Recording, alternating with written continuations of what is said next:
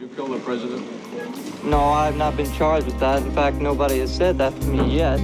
The first thing I heard about it was when the newspaper reporters in the hall asked me that question. There's a faithfulness entangled with an innocent sense of desperation,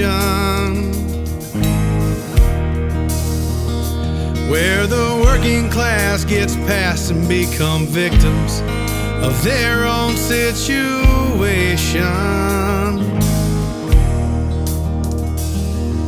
Another problem faced, another blame gets placed. But does it really change anything?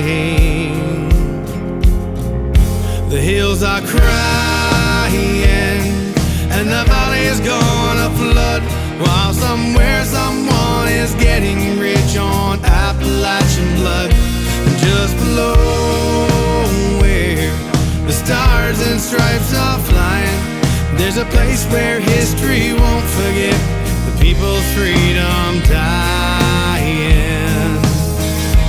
Oh, the kind that built this land are being left behind. Might be sniper fire, it's sniper fire. I remember landing under sniper fire. We were told to run to our cars. Now that is what happened. After CBS News video showed what really happened when she landed and greeted officials. Well, they vote how they were told, but the folks that paved that road are in the ground with the cold. And if trust is in the grave, there's only Jesus left to save their weary souls. Yeah, whose pockets are getting filled while founding rights get killed? Can we the people find a path to change, or is it too late? The hills are crying and the valley is gonna flood, while somewhere someone is getting rich on Appalachian blood. And just below where the stars and stripes are flying, there's a place where history won't forget the people's freedom dying. Oh, the kind that built this land are being left behind, and the hills are crying.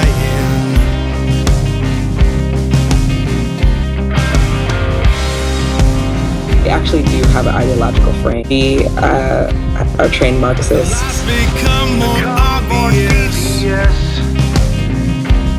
Explanations even more vague. I pray each day revolution is not the only way. Do any type of higher learning when it comes to what they believe. All they know is what the media narrative tells them to believe, and that's all they parrot. The organization is fake. I personally believe that the BLM movement is fake. It has nothing to do with advancing the lives of black people.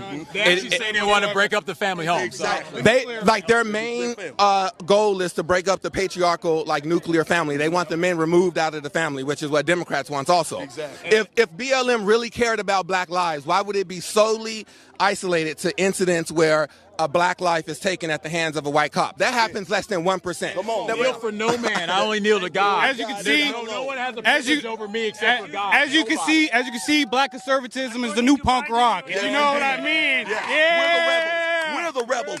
You want to be cool? Come join our cause. Are crying and the valley is gonna flood, while somewhere someone is getting rich on Appalachian blood. Just below where the stars and stripes are flying, there's a place where history won't forget the people's freedom dying. All the kind that built this land are being left behind. Oh, the folks so hard to find are being left behind. And the hills are crying. Yeah, the hills are crying. Yeah, the hills are crying.